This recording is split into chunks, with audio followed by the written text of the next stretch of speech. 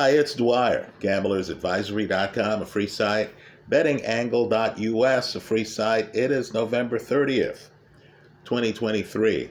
Let's talk boxing, but first remember, the opinion you should follow should be your own. Just consider this video to be a second opinion from a complete stranger online.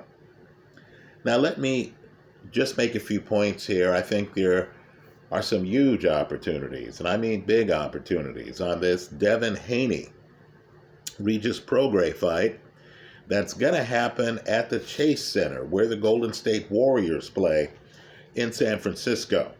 Now let me just give a brief word here about the Bay Area, right? In recognition of the fact that Devin Haney was raised in the East Bay, in Oakland, right? Well, let's talk about the Bay Area for a moment. This weekend, I'm going to go to my favorite sports bar for the moment, right? I'm going to go there.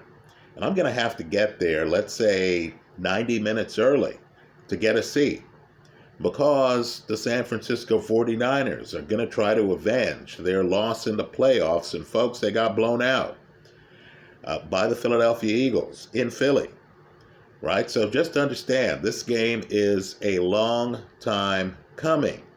Fans are going to be out in force. I'm expecting to see some vintage Niner jerseys, right? Not just Brock Purdy and Christian McCaffrey jersey, but I'm talking about Montana, Rice, Ronnie Lott, right? John Brody, if you want to go way back. Now, what I need for folks to understand is that the Bay Area, don't think of it as San Francisco. Think of it as San Francisco, Oakland, Berkeley, Concord, Richmond, Hayward, San Leandro. Let me not neglect the South Bay, right? Marin County, North Bay, Santa Clara County, Palo Alto, Mountain View, San Mateo, Redwood City. Just understand, the Bay Area is a sports haven, right? Out here, athletes are worshiped and recognized. Just understand, the heroes right now are from the NFL. They're from Major League Baseball. They're from the NBA, right? People know Brock Purdy. They know Nick Bosa. They know Deebo Samuels, right? You want to go back, history is heavy on people like Montana, Rice, Plunkett, Upshaw, Shell. Let's talk about homegrown. Marshawn Lynch, right? In baseball, understand, everyone here knows about Willie McCovey, that Frank Robinson is from the Bay Area, right? Of course, Willie Mays, Tim Lincecum, Bobby and Barry Bonds, right? This is an area where when you say Bonds, arguably baseball's best hitter, the person you're talking to is going to say, which Bonds? In basketball, of course, everyone knows not just about the Warriors, but about the fact that Bill Russell and Casey Jones played at USF, are from the Bay Area, and are sociologically two of the most important people in NBA history, right? And of course, there is Jason Kidd. I know Jason Kidd played for the Nets. Jason Kidd played for the Mavericks. Folks, Jason Kidd also played for Cal Berkeley, right?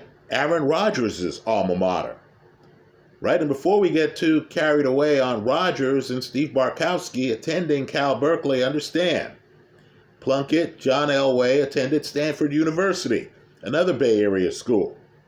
You know, Sarah High, Barry Bonds' high school, had Lynn Swann go to the school. And before we call Lynn Swann the best football player out of that high school, understand Tom Brady also went to that high school. In other words, folks, the Bay Area is loaded with sports fans who love sports, who are passionate about sports. But, and I mean this, But that has not translated to professional boxing, right? The Bay Area's had a heavyweight champ. James Corbett is from the Bay Area, right? Andre Ward, the Bay Area had a pound-for-pound champ, Olympic gold medalist, right? Nonito Donaire, future boxing Hall of Famer, he spent time in San Leandro. He's from the Bay Area. They've had the fighters. They just don't have that New York City, that Philadelphia, that East Los Angeles boxing culture. So understand, Devin Haney is from the Bay Area, and this fight is going to be happening at Chase Center, one of the Bay Area's premier sports venues. But this is not Canelo in Las Vegas. Folks, this is not Anthony Joshua at the O2. I'll be surprised if this matchup, where Devin Haney is trying to take Regis Prograis' 140-pound title, I'll be surprised if they pull 10,000 people for the fight. Hell, I'll be surprised if they pull 7,000 people for the fight. Just understand, if they have a lot of people in the seats, you need to think about the amount of people who've been comped. Right? I'm hoping the event is a big success. But just understand, my sports bar without any advertising is going to have people waiting in the parking lot. I'm not kidding. Right? Folks are going to be waiting in the parking lot. You're going to be sitting there thinking, man, I've got to use the bathroom. Then you're going to be looking around and you're going to be thinking, man, if I get up, is somebody going to try to steal my seat? Right? Boxing is not that way here.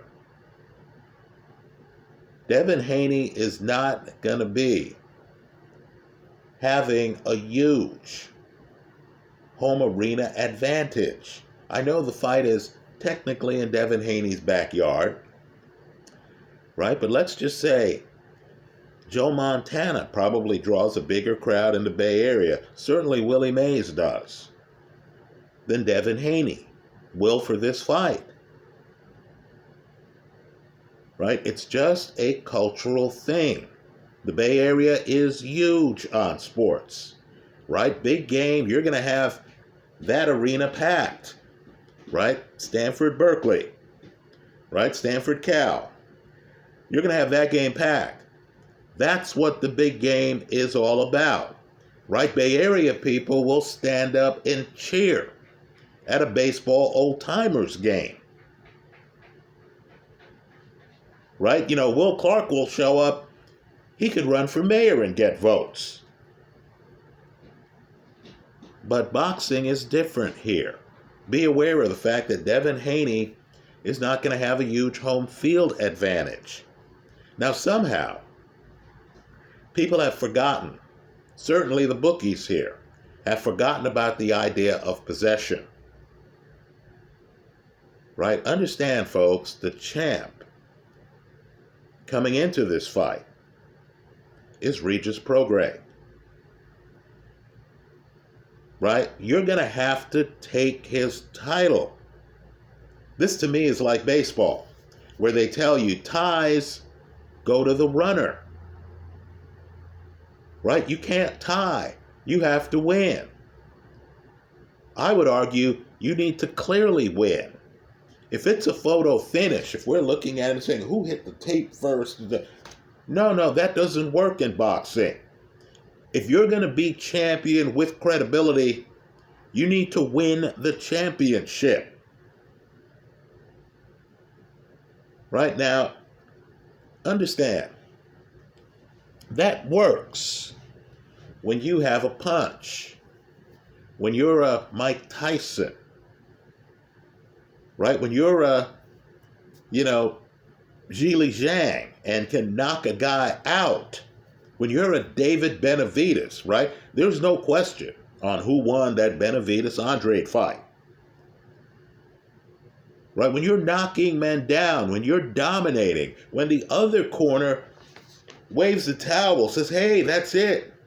We're done. My guy's not coming out for the 7th round. Right? Even the guys in that guy's corner are going to say, hey, the other guy's the champion. Folks, that's what it takes.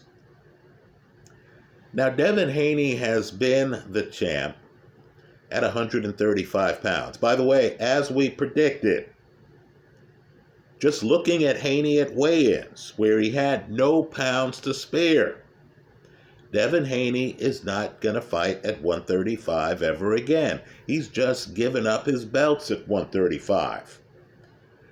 Right? He's growing. He's a grown man. Right? He's too big, quite frankly, for 135. He would have to dehydrate himself to get to 135. So let's get accustomed to Devin Haney at 140. Understand, that doesn't give fighters at 135 an opportunity to avoid him. First of all, Gervonta Davis used to be the champ at 140. He wants us to forget that, as he's forcing guys like Ryan Garcia to lose weight to fight him at 136. Right? But understand, if you want Haney against Gervonta Davis, that fight should take place at 140. Right? Understand, you don't have to gain weight to fight a guy in his weight class. Right? Shakur Stevenson, first off, Shakur Stevenson lost his 130-pound title because he couldn't drain himself to get to 130. Understand, he lost that belt on the scale. Right now, Shakur Stevenson's 135. I don't want to hear, hey, the guys at 140 are too big for me. If you're a fighter relying on speed, combinations, accuracy, like Shakur Stevenson, why do you have to gain weight to fight a guy at 140? Stevenson's not a puncher at 135. What's the 5 extra pounds going to do? Give him punching power? Look, player, we understand you're getting by on elusiveness. You're getting by on your boxing skills, timing. Right? You don't have to gain weight to fight at 140. Especially when you couldn't drain down to 130. Well, let me say this. So here you have a slugger. Regis Prograis, to me, is one of the hardest punchers in the sport pound for pound. Folks, he carries a big punch. And you're going to try to take his title. Let me get this right. You're Devin Haney. And you're going to try to take his title on your back foot. Folks, could you imagine fighting Mike Tyson when Tyson was the heavyweight champ and trying to take his title on your back foot? You better look like Ali looked against Sonny Liston. This better be the kind of fight where, while you're on your back foot, moving away from Prograis, you land some shots and you drop the brother. So then people who are rooting for Prograis could say, well, our guy hit the canvas. You know, wow, our guy's having problems here. Right? Understand, if you're on your back foot trying to take the title of the guy in possession of the title, who's a front foot heavy fighter with the bigger punch, you're going to have to outbox him, I would say, by more than one round. Right? I understand. There's a crowd out there that's going to say, hey, if you win by 100th of a second over Usain Bolt, you've won the race. Folks, that's not the way boxing works. There's an entire culture out there, an entire group of people who believe to be the champ, you've got to beat the champ. If the fight is close, if the fight is too close, photo finishes don't matter. Folks, Talk to people my age about that Ray Leonard, Marvin Hagler fight. Right? The Hagler side of the aisle is saying, hey, come on, our guy ends that fight without a cut on him. Ray's running the whole fight. How could they award that fight to Ray? Folks, that argument is still alive decades after that 1980s fight. So understand.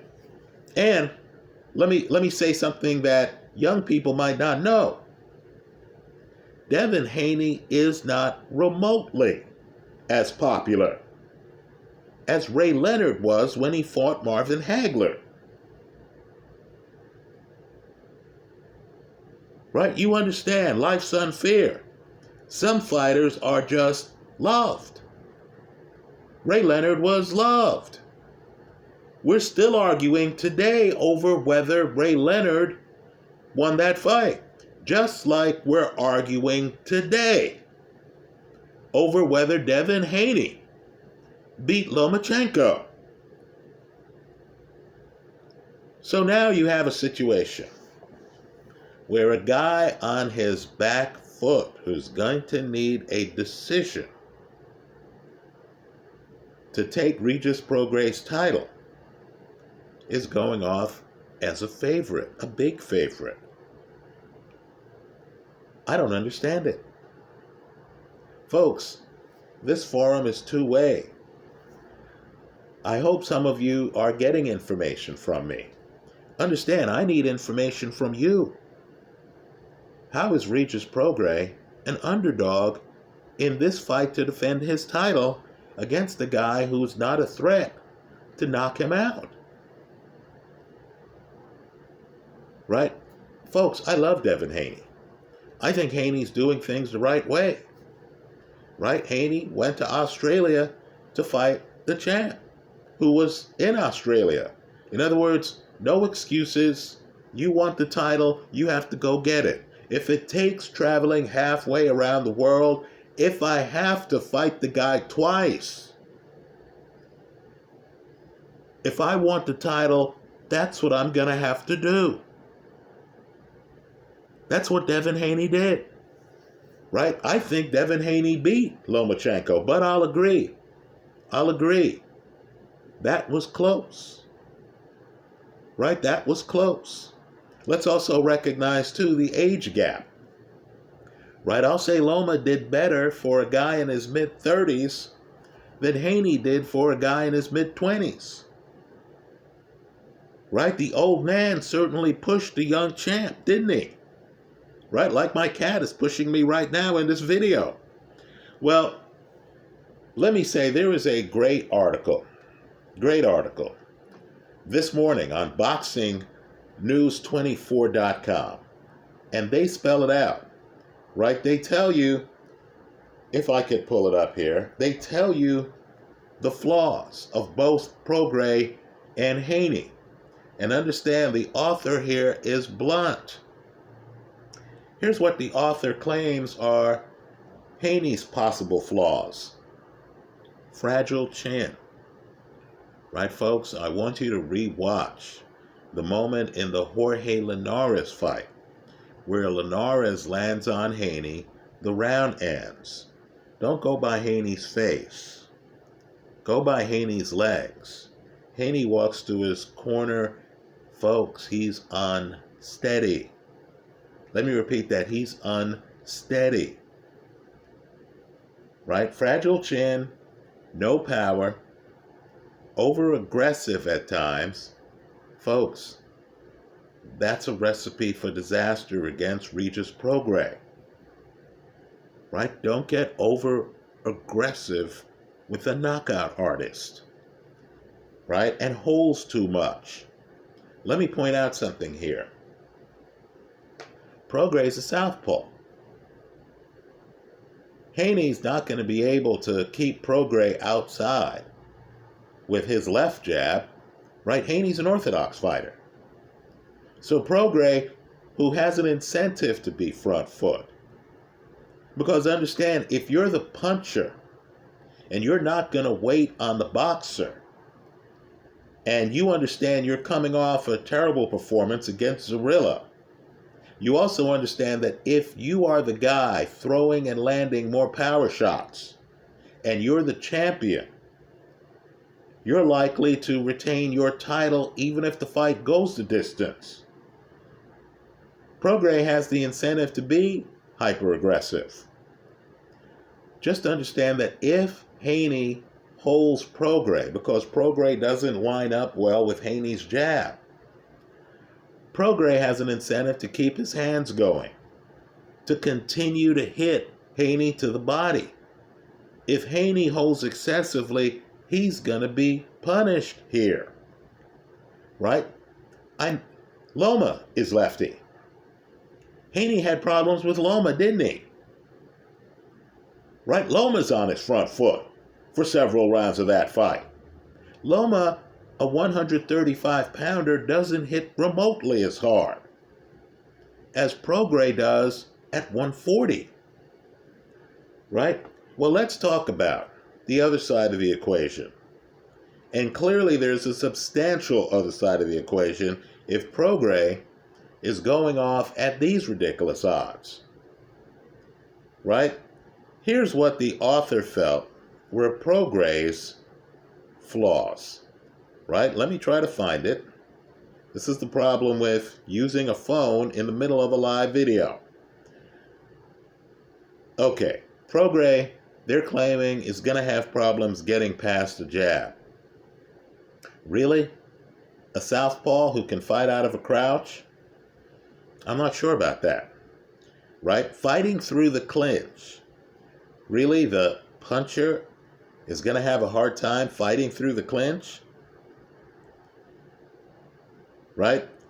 Dealing with roughhouse tactics. Catching him during exchanges. Well, let me just say, I think this fight is mispriced. I think Haney's only chance of winning this fight is by decision. Right? Let me point out, as I pointed out in an earlier video, the casino has wisely made the over in the fight unbettable. Right? You'd be laying greater than a minus 550 on the over. So I believe your hedge has to be Haney simply to win. Right? But let's tempt fate here, folks. Prograis is a live underdog. He's the champion. This is a new weight class for Haney. Prograis hits harder than Haney. Right? Haney is going to try to win the fight on his back foot, and Prograis is not going to stay outside like George Kambosos does. Right? Prograis also realizes that Lomachenko gave away the fight against Haney by not coming out and being aggressive in that 12th round. Right? Prograis realizes it. Understand, I feel that Haney beats Loma for the same reason I feel that Fury beat Ngannou. Right? Late in the fight, Haney still had stamina. Loma was conserving his. Loma didn't want to go full tilt in that 12th round when the fight was for Haney's title. Right? I felt Ngannou in a shortened fight. It was a 10-round fight, not even a 12-round fight. I thought Ngannou ran out of gas at the end of the 8th round. Folks, a round's a round. I thought Fury wins the 9th and 10th rounds, winning him the fight. Right, so here, Prograis understands.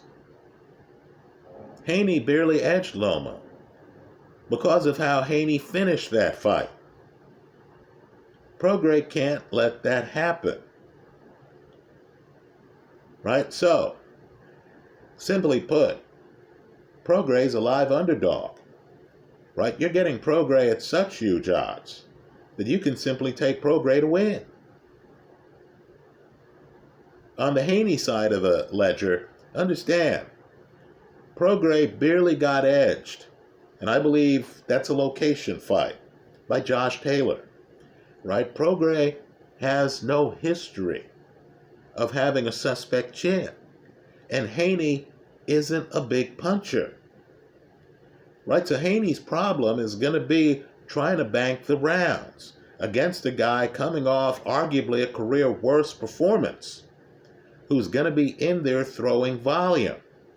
Folks, the Prograis who beat Zepeda would beat Devin Haney.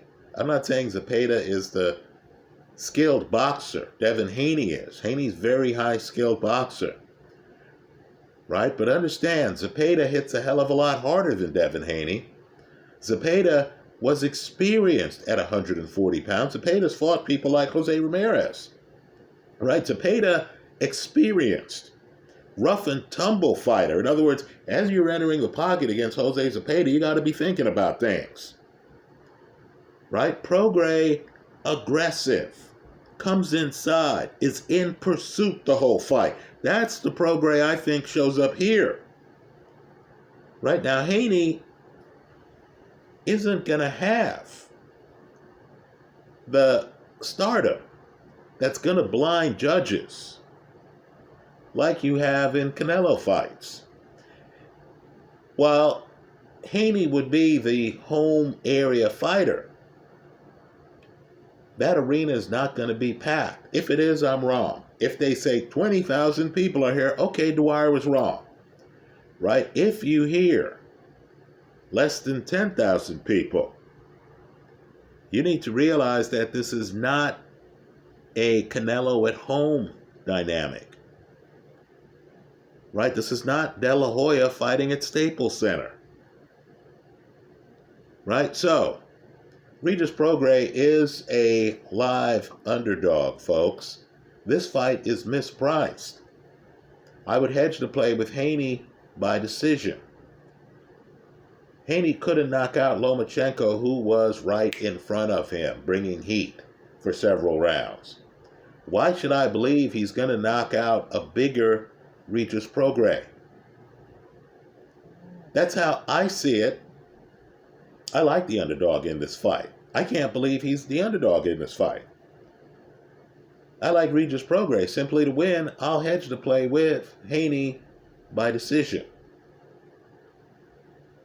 Right? I take the over, but the casino has made doing that too expensive. That's how I see it on November 30th. Should be a great matchup. I won't be surprised if Haney gets caught and taken out.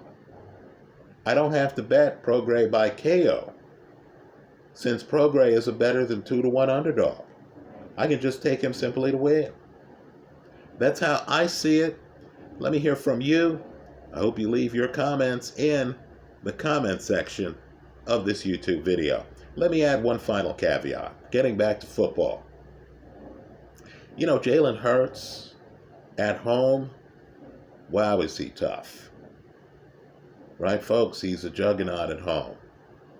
If he is able to beat the 49ers, where he's a big part of the game, and if they're able to do it comfortably, in a game where Philly's defense doesn't get a lot of picks of Brock Purdy, and it's Jalen Hurts who actually leads Philly to the victory, then at that point, to me, Jalen Hurts would have to be in a car crash, have like a 5-pick game to lose the NFL MVP.